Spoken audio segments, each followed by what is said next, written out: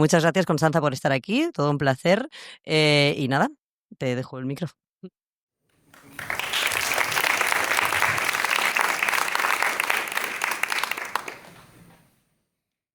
Bueno, muchas gracias por estar aquí. Gracias a Mónica por la invitación. Y bueno, la presentación consta de unas imágenes que voy a mostrar de la trayectoria de mi trabajo. Desempolvé algunos archivos de video que estaban por ahí del 2009. Así que vamos a ver imágenes, videos, luego viene un break y luego va a haber una presentación de sonido. Entonces muchas de las cosas que voy a hablar ya un poco las van a luego a entender más escuchando. Y bienvenidos, gracias por venir.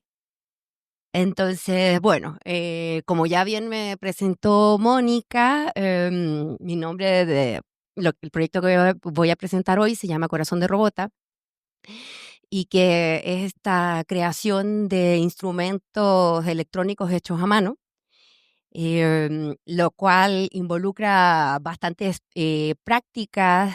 La mayoría de ellas se mencionan en inglés, pero digamos que son la mayoría de ellas prácticas electrónicas que se pueden hacer manualmente, ¿no? Y que podemos encontrar componentes. Ahora cada vez hay menos casas electrónicas, pero siguen ahí en pie. Yo la mayoría de las, de las máquinas que ven aquí las trabajé con muchos materiales de reciclaje. Y bueno, esa es gran parte de mi trabajo también. Entonces, este video apareció, lo quiero desempolvar, aparezco haciendo mi primer circuito y está aquí sonando. Dura más que un iPhone. A ver. Si quieres te lo desarmo. Nosotros de uno, ¿no? Mira cómo se ve. Porque no es para comprar.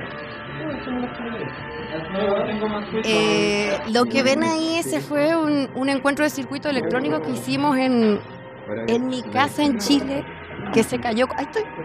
¡Ay! Y está aquí. Eso fue por ahí por el 2009. Este es un extracto del video tipo VHS. Córtale esas patitas. ¿Por qué? Porque es más cómodo, pues mire. Oh, corte. Sí, sí. Bueno, finalmente lo que se ve es como mucha gente trabajando por todos lados. Esta era una casa que nosotros vivíamos en el segundo piso y el primer piso hacíamos encuentros de circuito. Y este fue el primer encuentro que hicimos, el 2009, que no había Facebook, no había Instagram, o sea, fue así como que por mail. Mandamos así, encuentros de circuitos electrónicos aplicados a proyectos de arte. Y de pronto 50 emails, así gente que estaba interesada en participar.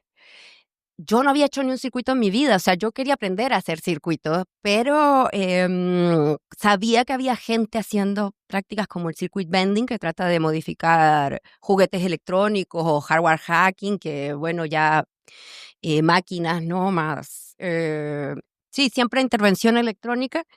Y bueno, todo derivó en estas máquinas así como con forma de corazón, que las van a ir viendo acá. Y la pregunta inicial para mí fue cómo trabajar con tecnología fuera del computador, ¿no? Que en esa época me acuerdo que estaba todo así como pure data, programación, y a mí se me quemó el computador y yo decía, pero bueno, iba a los talleres y tomaba apuntes de notas de código a mano y era como, bueno, pero ¿qué más hay aparte de los software, ¿no? Y entonces ahí donde surgió el investigar sobre estas prácticas electrónicas artesanales.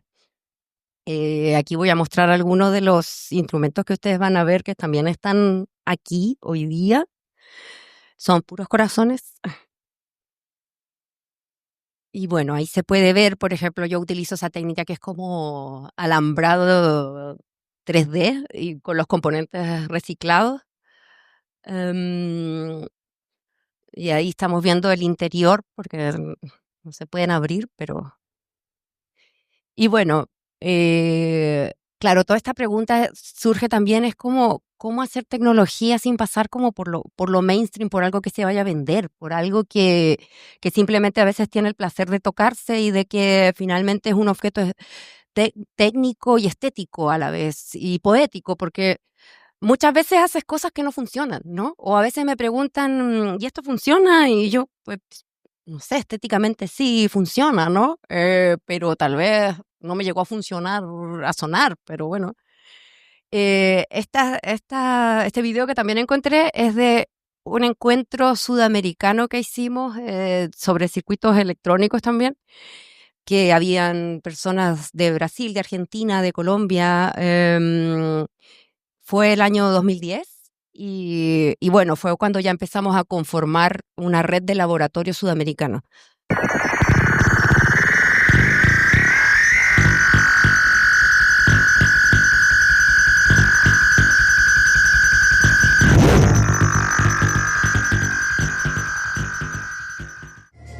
Aquí dándole la bienvenida a gran parte de la Sudamérica experimental, este increíble proyecto de neotecnología low-fi.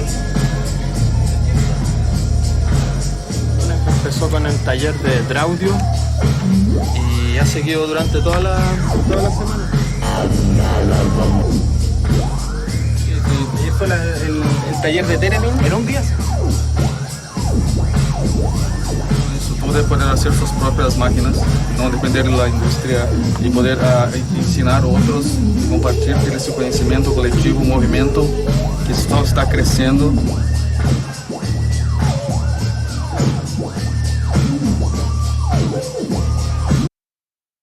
Son ahí unos extractos de estos entornos de aprendizaje. Aquí hicimos un taller, de hecho, la semana pasada, que fue una experiencia más cortita, pero bueno, contarles un poco que era un poco esta idea, ¿no? Descentralizar las prácticas, sacarlas del computador, sacarlas un poco de lo mainstream y empezar a construir, ¿no? O sea, la filosofía más grande de esto es que cuando tú compras una máquina, una caja negra, viene sellada y el sello de garantía te dice que si lo abres ya está bajo tu propio riesgo, ¿no? Entonces es ahí cuando la máquina empieza a ser tuya recién, ¿no? Ya deja de ser de la compañía y pasa a ser tu responsabilidad. Por ejemplo, estos son ya unas joyas diseñadas con las bobinas de los microondas como para hacer detectores de campos electromagnéticos. Entonces empecé a diseñar unos prendedores que tienen un LED que cuando te acercas mucho al computador y tienes mucha radiación, entonces la luz se enciende, ¿no? Entonces objetos que bueno, que no vas a comprar por ahí, ¿no? Y bueno, me dedico mucho también al trabajo electrotextil, que me encanta ir mezclando ropas también recicladas con electrónica. Ahí hay más de los amuletos. Esto fue que fuimos con un detector de campos electromagnéticos a probarlo a las pirámides de Teotihuacán. Es el mismo que está en la obra funcionando ahora en la capilla. Y funcionó aquí, bueno, justo en la cima de la pirámide de la luna y ¡pua! Se mandó un estruendo. Entonces, ahí fue el momento épico de percibir la radiación. No la podemos ver, pero se siente la emoción, se escuchaba. Entonces, bueno, como les decía, todas estas prácticas tienen que ver con cómo conseguir conocimientos técnicos fuera de las academias, fuera de las universidades, con las personas que están haciendo cosas, ¿no? Entonces, uno de los proyectos que se me ocurrió hacer fue esto que le llamé así la Academia de Artes y Oficios Electrónicos, que fue un viaje que yo realicé que partió con esta maleta taller que la construí yo desarmando unas ruedas de un carro y esto va como todo dividido y va lleno de herramientas, ¿no? Entre medio ropa como para amortiguar. Y yo inicié un viaje con esta maleta que yo construí desde Argentina hasta... Al final terminé en Canadá, pero mayormente la idea era recorrer los países de Sudamérica. Esta fue la primera estación que fue en Argentina. Entonces pintamos este cartel que no se lee mucho, que dice Academia de Arte y Oficio Electrónicos Corazón de Robota, y este era el garage de una casa. Entonces ahí yo empecé a dar talleres y hacíamos también, esta foto no va aquí, bueno, hacíamos talleres de electrónica y iban los vecinos, ¿no? la vecina, por ejemplo. Entonces, la gente del barrio participaba, trabajábamos mucho con materiales de reciclaje, entonces eran muy de bajo costo los talleres, y también organizábamos conciertos de noise los días domingos. Entonces era un espacio como que ahí está la entrada de la casa, ¿no? Llegaba la gente y bueno, ya como que con el cartel se empezó a saber que esto estaba pasando y la gente llegaba, que era más o menos lo mismo que de ese video que les mostré cortito en Chile, era una cosa similar, ¿no? Como transformar un espacio hogareño, cotidiano, para una práctica, de un punto de reunión, ¿no? Esto ya nos tuvimos que extender a la calle porque la casa está aquí, pero bueno, no cabíamos todos. Y este es un barrio muy turístico, es como que estuviéramos en pleno Raval, ¿no? Estos son puros turistas que están ahí en Valparaíso de Chile, como caminando, y nos sentábamos a hacer los talleres en la calle, que involucraban ya cualquier tipo de práctica de oficios, ¿no? Por ejemplo, ahí electrotextiles empezamos con un taller de máquinas de coser. Em, y siempre, ¿no? Invitar a los vecinos, luego ya nos quedábamos ahí en la calle trabajando, ¿no? Y bueno, mucha de esta idea es como ir retrocediendo un poco con la idea de como la evolución de la tecnología, ¿no? Y como que más bien hacer un rescate de las cosas de bajo nivel, ¿no? Que es lo que más se desprecia, pero que tienen valor.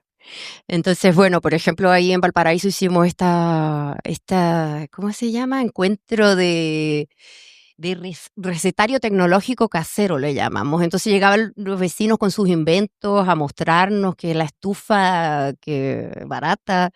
No sé si conocen el documental de Ernesto Rosa sobre el caso cubano de las tecnologías, que se llama Desobediencia Tecnológica. Bueno, proyectábamos, por ejemplo, estos documentales y generábamos debate en torno a estas prácticas. Ahí está el Valparaíso, aquí ya es Perú, subiendo por la cordillera. Ahí ya empezamos a trabajar más con niños, con niñes. Esto fue un concierto que hicimos en el templo del Coricancha. Esto ya es Ecuador, que le llamamos así Media Lab multinacional porque nos instalamos en una casa que era como una casa tomada o de la abuela de alguien que estaba entre medio de puras corporaciones multinacionales y tal. Entonces pusimos ahí el Media Lab multinacional, ¿no? Como para hacerle peso ahí a estos alrededores. Y ahí, bueno, hicimos prácticas como electrotextiles, jam de bordado de peluquería. No sé, la idea para mí era como viajar y conectar con lo que se estaba haciendo, ¿no? O sea, si había gente que le gustaba más lo textil, entonces por ahí avanzábamos y la idea era encontrarse a partir de diferentes oficios, ¿no?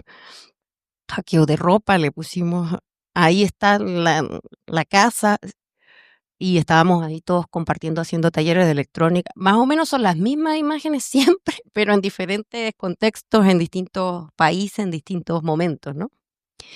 Y bueno, las construcciones que iban saliendo ahí con materiales locales. Esto ya es Colombia, en Pereira, que también, este es Platoedro en Colombia también, en Medellín.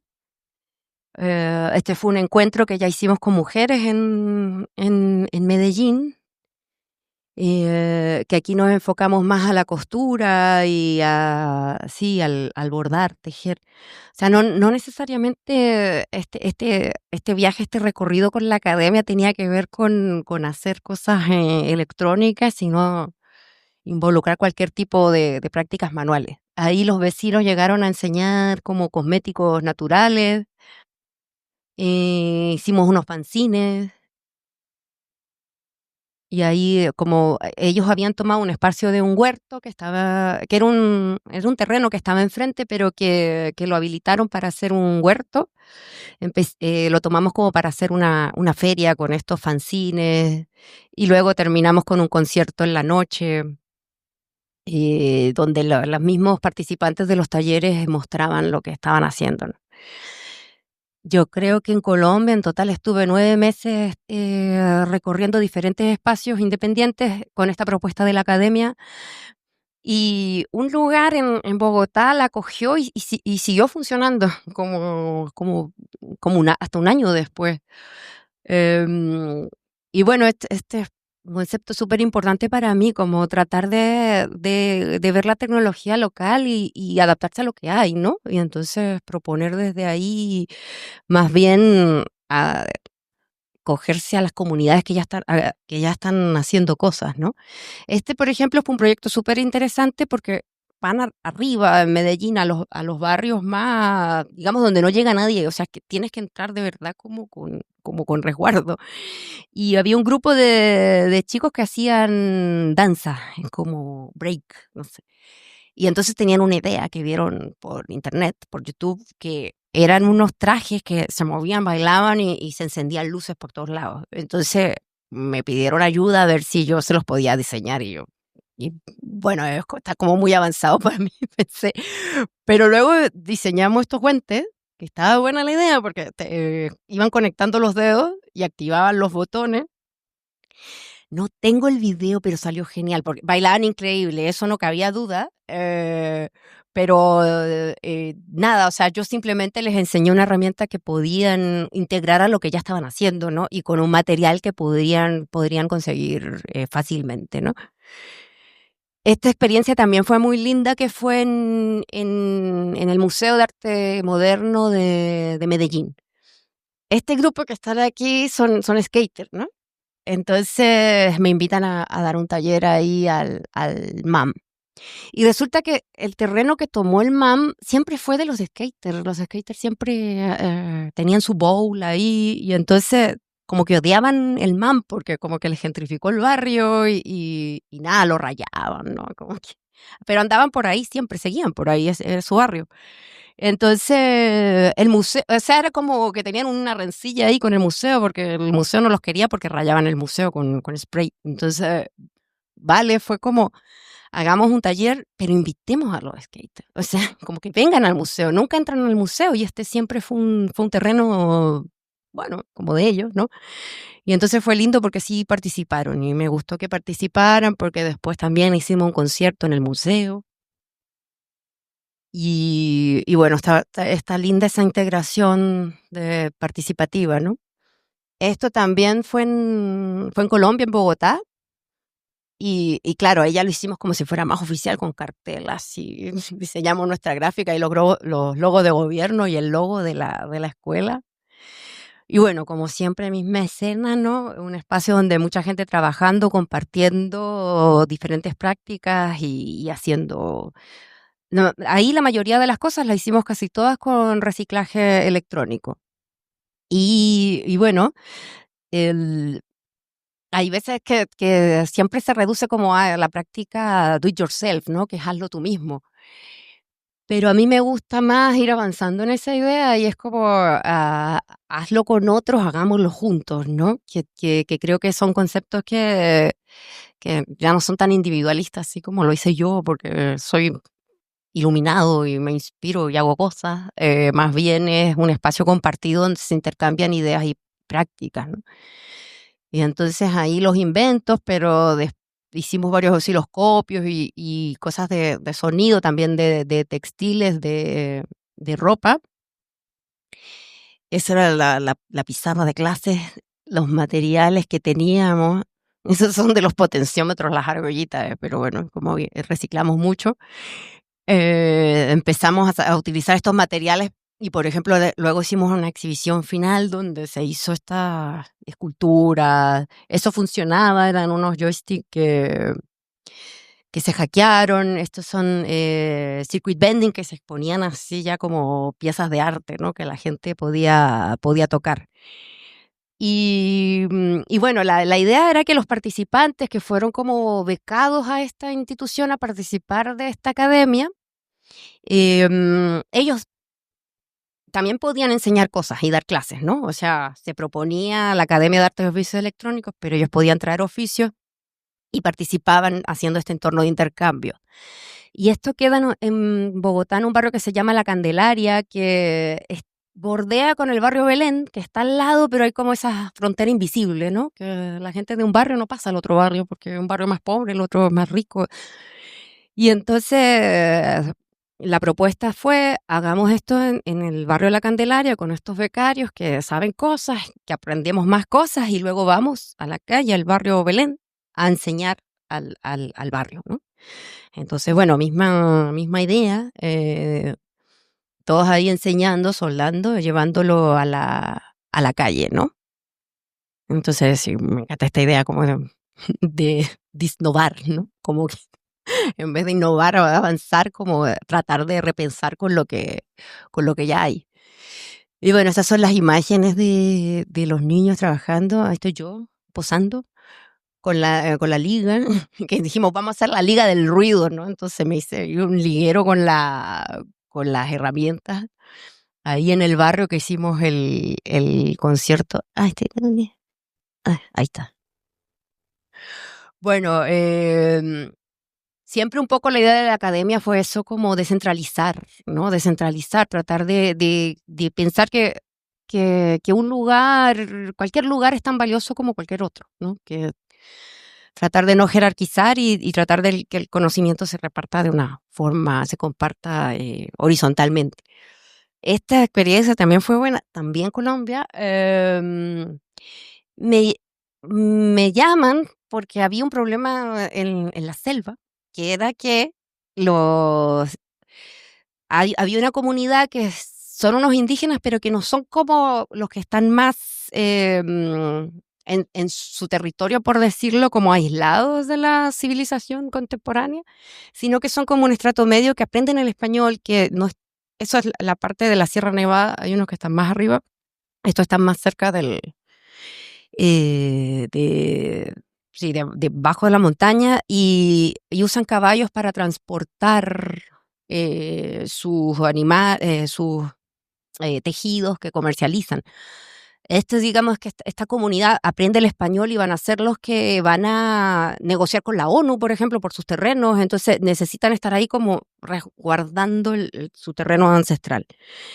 Estaban teniendo problemas con los caballos porque el caballo no es un animal de selva, pero ellos sí lo necesitaban un tipo de transporte porque a esos lugares no entran carros, ¿no?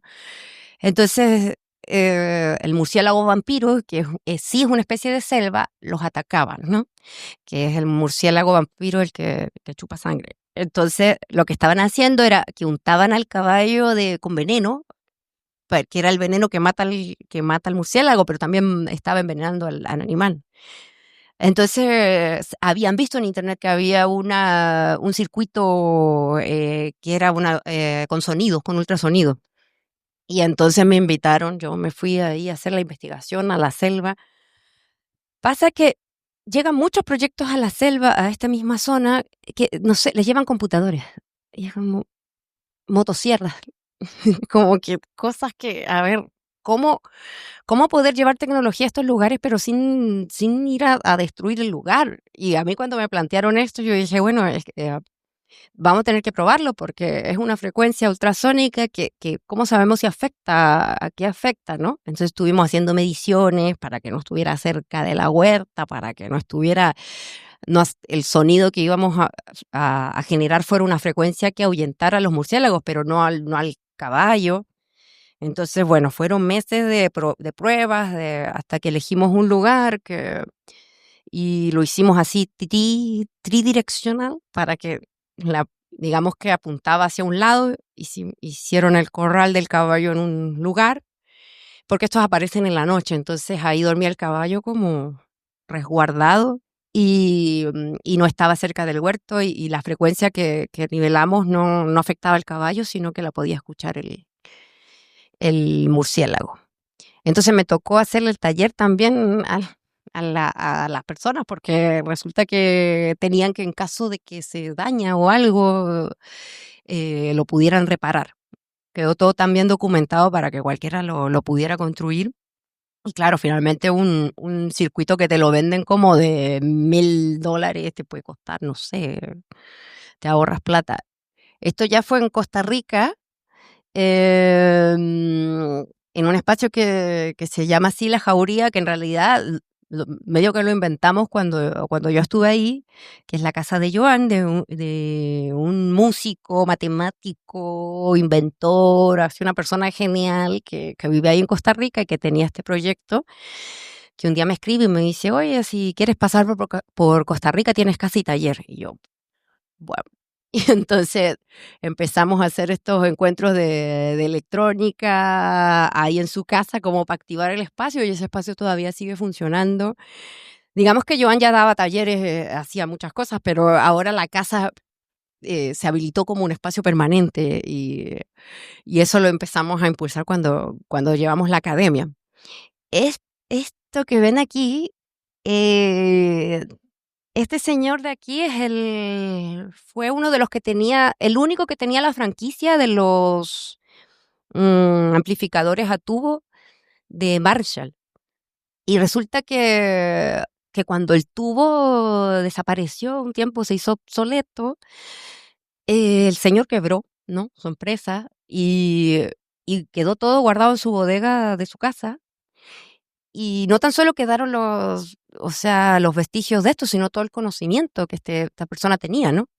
Y yo sabía que estaba en Costa Rica. Joan me dio el dato del contacto y lo fuimos a visitar. Y bueno, fue una maravilla también ver cómo Joan, ahí está, eh, cómo hay gente que tiene toda esta fuente de conocimiento que queda obsoleta porque de repente todo innova, y entonces eso es lo bonito que también pasaba con la academia, que mucha gente llegaba a contarnos así como a sentarse, ¿no? Yo era aficionado a las radios y construía mis transmisores, mis receptores, y entonces te empezaban a relatar todas estas historias de tecnologías obsoletas, que no, de otra manera ya no te enteras, ¿no? Entonces, bueno, la gracia siempre de todo, obvio, es la fiesta. Entonces, claro, ahí después de todos los talleres de La Jauría, siempre, bueno, en cualquier parte de donde hicimos el proyecto de la academia, siempre terminábamos como liándola así de primer concierto de ruido en, en la ciudad, ¿no? Y bueno, con el ir subiendo ya por Centroamérica, Costa Rica, luego ¿qué fue? Fui a El Salvador. No es Nicaragua, este es Guatemala. Aquí ya contacté con un grupo que se llamaba Queer Poéticas, ¿no? Y me pareció súper interesante ya empezar a hacer como un taller más exclusivo para la comunidad queer, porque me pareció sorprendente que en Guatemala hubiera una comunidad queer tan conformada, ¿no? Lo loco que uno lo cuenta así, tan conformada, sí, pero este taller tuvimos que tener un guardia de seguridad en la puerta, porque si no, o sea, sabían que gente queer está reunida en un lugar, o sea, pueden llegar a quemarte el lugar. Pero bueno, se hizo, y este fue un gimnasio de kickboxing. Y ahí la idea fue ir hasta a las pacas, que le llaman allá, que yo no me había enterado, pero Guatemala es como el lugar que más recibe basura de todo tipo de los Estados Unidos, que como que hay un negociado ahí, pero finalmente deriva que son tantas toneladas de cosas que hay como una isla de basura en el mar porque no dan abasto. Y entonces yo sí sabía que había muchos músicos de estos de chiptune, que son los que modifican Game Boy y hacen música de 8 bits, pero no entendía por qué. Y claro, porque aquí llega toda la tecnología obsoleta de allá, electrodomésticos, juguetes. Entonces hay una comunidad muy grande de circuit bending y de esto de chiptune. Entonces es interesante saber cómo también las cosas tienen un sentido de ser. No es que hicieron el chiptune pero que se compraron el juguete usado por eBay. No, o sea, es como que de verdad están usando lo que tienen ahí. Entonces fuimos a las pacas y empezamos a buscar de todo lo que podíamos encontrar como para reciclar, y hicimos este taller como de 3 días de encuentro, de crear, no sé, lo que fuera. Y ahí después hicimos sesión de fotos. Y ahí todo usando este espacio del kickboxing, ¿no?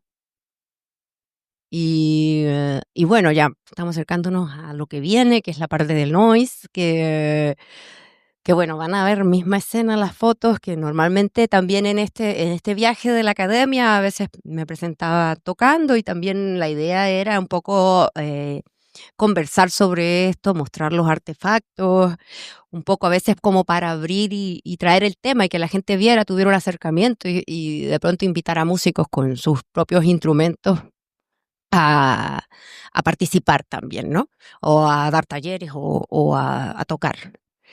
Ya aquí, ya como en la fase final del viaje, y esta es la parte más bonita, que llego a México, esto ya es Ciudad de México, y empezamos a hacer este encuentro tecnofeminista Cyborg Girl, que partió la primera edición el 2017 y se hizo durante 5 años consecutivos en la Ciudad de México. Aquí hay como...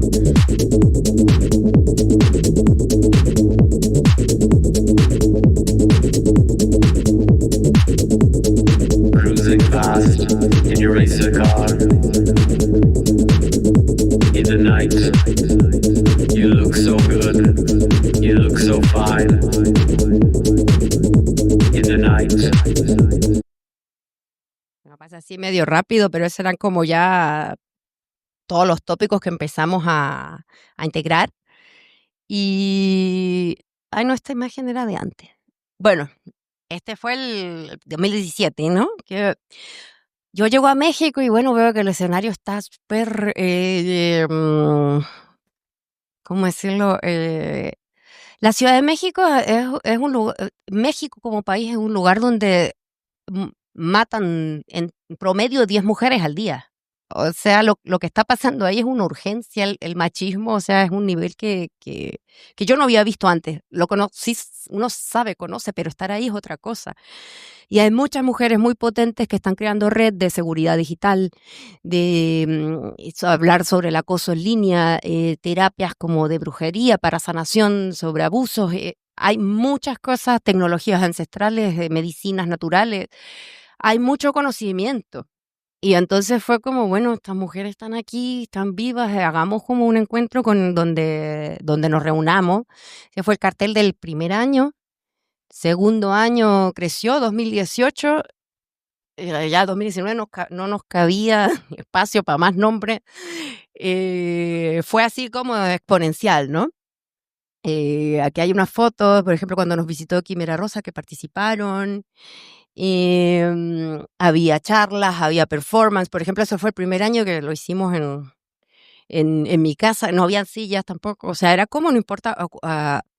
También siempre la misma idea, ¿no? No centralizarse en la Ciudad de México, en el centro de la ciudad, sino ir a los barrios, ir a conocer los proyectos locales y realizar talleres. Había charlas, había performance, había muestras de cine, había fanzines, el Cyborg Cinema, la multiversidad Cyborg era en vez de decirle universidad, dijimos multiversidad para hacerlo más guay. Y bueno, siempre los talleres así como todos al mismo momento, ¿no? De electrónica DIY, de biohacking, de brujería. Las muestras de fanzines que dijimos, Ginepunk también estuvo participando. Ahí está la Clau, que también estuvo. Y bueno, eso fue el encuentro, imágenes del encuentro tecnofeminista.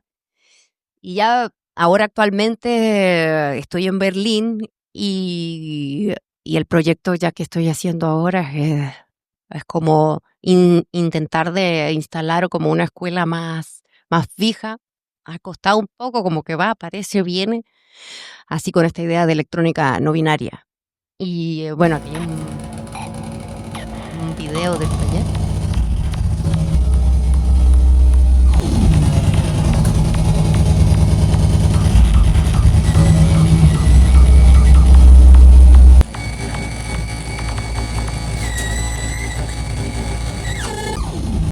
Bueno, gracias por estar en este recorrido. ¿Alguien tiene alguna pregunta? Sí.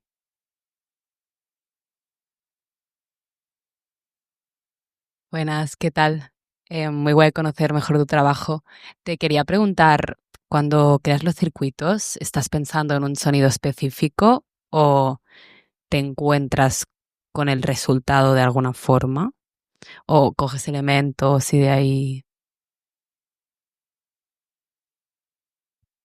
A mí me gusta mucho ir a bailar, ¿ah? Yo estudié danza, llegué aquí de algún modo, pero cuando voy a bailar me quedo con un sonido ahí y yo llego a mi taller, lo trato de hacer. Ahora que lo logre, no me acerco seguramente, pero sí creo que tengo buena memoria auditiva, como que intento reproducir los sonidos que me gustan cuando voy a bailar o cuando escucho algún otro concierto.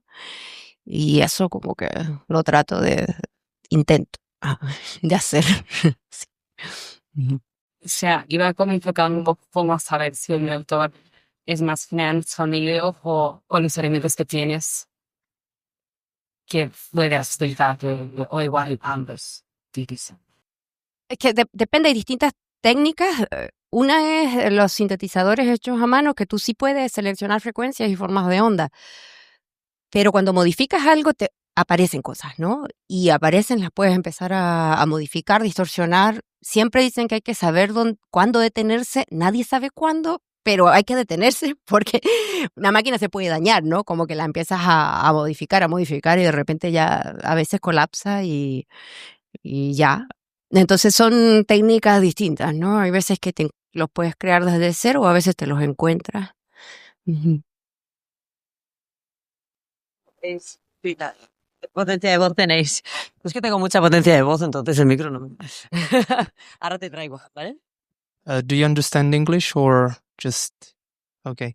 I was curious about from where your knowledge come from related to electronics, or is just a trial and error, or maybe schematics, or maybe some friends teach you, or I mean, how really everything born? Es todo. Es, como te mostraba, como veíamos ahí en las imágenes, surgió así por los encuentros. Pero luego yo sí me puse a leer, a estudiar, no entendía nada. O sea, hasta el día de hoy creo que leo, pero siempre algo queda, ¿no? Y como que iba leyendo y yo leía pura poesía, según yo, ¿no? Que leyendo ahí que la corriente eléctrica circula entre dos campos, electromagnético, O sea, me fasciné con la electrónica a nivel manual y a nivel teórico también, pero porque la entendía con la imaginación. Y sí hay que aprender a leer esquemáticos, que es, yo creo que también hay sí siento que he tenido facilidades para entender los mapas, los esquemas, es un tipo de forma de ver las cosas, ¿no? A mí no me cuesta caminar por una ciudad nueva, yo soy nómada, me puedo orientar y la electrónica va de eso, ¿no? Entonces se me hizo un poco fácil. De pronto en un momento hasta pensado este conocimiento, ¿será que lo aprendí ahora o lo recordé? No, hay veces que hay cosas que uno como que parece que lo hubiera sabido de toda la vida o de antes. Te respondí en español. Esa es la gracia, ¿no? De entender, de aprender electrónica y cosas fuera de los campos de la ingeniería, ¿no? Más normativos de alguna manera, ¿no? Y entenderlos por otros lados, desde la poética o otras próximas veces. Ay, casi que te pierdo. Ahí vas. Gracias, Constanza, por tu charla y por compartirnos este viaje. Un poco mi pregunta es, ¿qué te dejaron los lugares y las personas también a ti? ¿No? Un poco tú nos compartías que compartes tu conocimiento y hacer los talleres, pero también, digamos, desde otros lugares, de otras visiones de mundo, como ahí en Salvatorium, ahí abajo en la Sierra Nevada de Santa Marta, que fue el taller que compartiste, que te dejaba, digamos, sus diálogos con otro tipo de ontologías, ¿no? Como otra visión del mundo que es más allá del occidental y esa relación con la tecnología electrónica, si no eras de otro lugar de relacionamiento, ahí especialmente ese, o otros lugares como que te dejaron.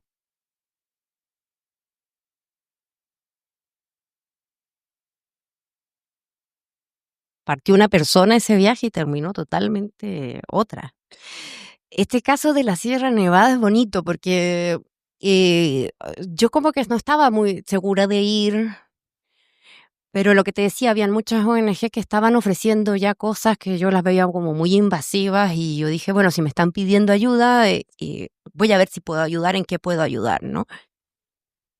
Y yo me acuerdo de que, bueno, logramos construir este artefacto como un poco calibrado para hacer el menor daño posible. Era como una cosa entre el veneno, que el caballo estaba a punto de morir, o algo que pudiera servir, y eso estaba sirviendo. Y yo dije, bueno, la comunidad ojalá que lo pudiera perdurar y no tuviera que ir a comprarlo en caso de que se dañe y tal. Entonces yo les di este taller.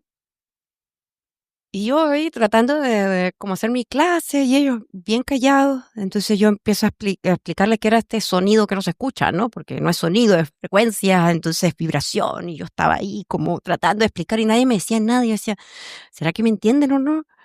Y de pronto yo dándolo todo y con mi explicación y la señora me toca así, me dice, le digo, es sonido, pero no suena, pero no se escucha, pero vibra, pero está ahí. Bla, bla, bla". La señora, como las rocas, me dice.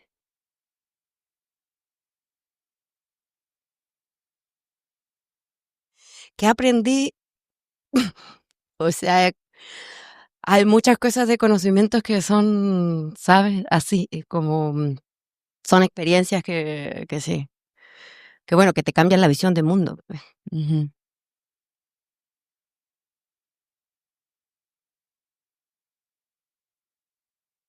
Vale, perfecto. Yo te quería preguntar por la expo que tienes ahora en la capella, que si nos pudieras contar un poco y también cómo hasta qué día se puede ir a ver. Hasta enero, no sé exactamente. Dice. Estoy pidiendo ayuda. Sí, bueno, ahí van a ver un trabajo totalmente, no totalmente distinto, pero una rama de la que no hablé aquí, que también la investigación la realicé durante este viaje, pero la idea la traía un poco de antes, porque antes de hacer este viaje yo estuve en Alemania y por ahí me apareció un libro que se llamaba Signos del Quipu Inca, Código Binario. Y yo me quedé como de que, ¿qué es esto, no? O sea, de verdad yo era algo que no me habían enseñado, no había estudiado, no había visto, no sabía que existía. Y yo ya estaba trabajando con electrotextil, ya estaba trabajando con electrónica, que es puro código binario, y de repente veo estos textiles y bueno, lo empecé a investigar. Y claro, resulta que eh, de los cerca de 800 quipus que quedan hasta el día de hoy, porque cuando fue la colonización los quemaron, los prohibieron y los quemaron, los llevaron a un museo en Alemania, el Museo Etnológico de Berlín, y quedaron ahí encerrados en bodega. Entonces la mayoría de ellos están fuera del territorio original y están siendo estudiados desde Occidente, ¿no? Y entonces yo dije, bueno, tengo que descubrir algo, hay algo aquí. Y me puse a investigarlo por eso, por el interés del electrotextil, por el interés también de encontrar alguna tecnología de Sudamérica. Y cuando hice este viaje fue que vi el primer quipu original en Chile, en el Museo de Arte Precolombino. Luego en Perú, luego no me acuerdo más dónde vi, pero fui encontrando piezas originales y encontré el libro ya en español porque estaba en alemán cuando lo vi. Y así fue surgiendo esta pieza que se llama Quipu, computador prehispánico electrotextil, que es esta ficción de qué hubiera pasado si los colonizadores no hubieran llegado, no hubieran arrasado con todo y esas tecnologías existían, ¿no? Entonces fue como un poco una investigación paralela que me fui haciendo durante el viaje y luego ya se concretó, se materializó en México con un grupo de mujeres también, en un laboratorio también. O sea, siempre yo mismo modus operandi, ¿eh? Como trabajo sin fondos de gobierno, entonces trato de hacer las cosas socializar las cosas para que podamos unir esfuerzos y hacerlas, ¿no? Bueno, y el resto les invito a ver la pieza porque está aquí, entonces pueden aprovechar de enterarse más. También tengo un blog, en el mismo website hay un link donde pueden llegar a un blog específico con toda la investigación.